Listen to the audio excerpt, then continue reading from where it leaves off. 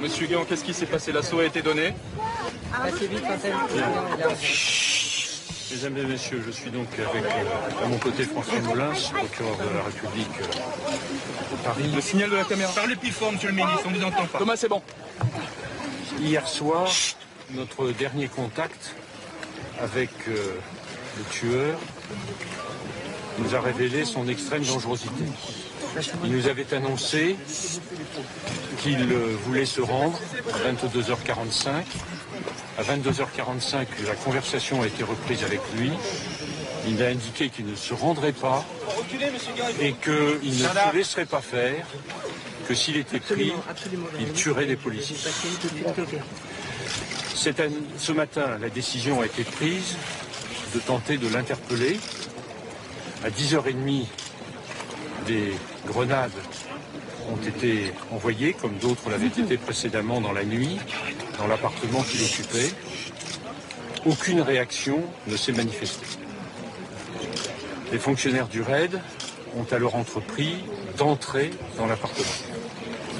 D'entrer par la porte, en enlevant la porte d'abord, d'entrer aussi par les fenêtres,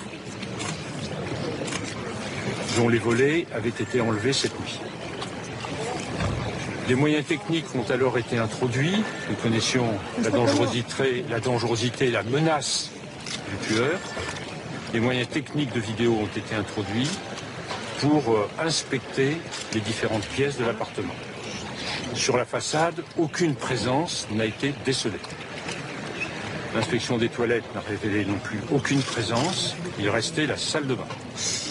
Et c'est au moment où un moyen d'investigation a été introduit dans la salle de bain que le tueur est sorti de la salle de bain en tirant avec une extrême violence.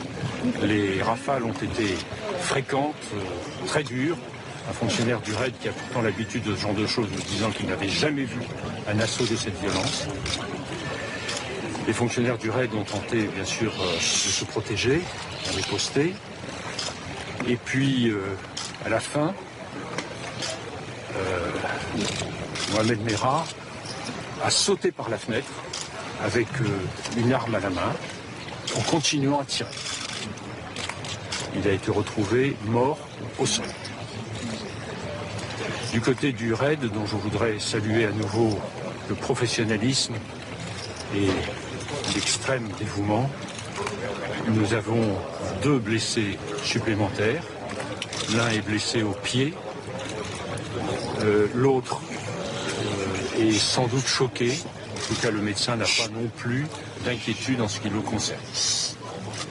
Je voudrais aussi, à cet instant, rendre hommage à tous les services de police qui ont été engagés dans cette affaire, à l'enquête exemplaire qui a été conduite sous l'autorité du parquet. C'est en effet en peu de temps que les différents services ont réussi à identifier le tueur, dont chacun sait qu'il était sur un cheminement criminel supplémentaire déjà programmé, et par conséquent à soulager la population de Toulouse et à enlever la menace sur la population française. Merci. Des policiers ont été blessés, monsieur Guéant.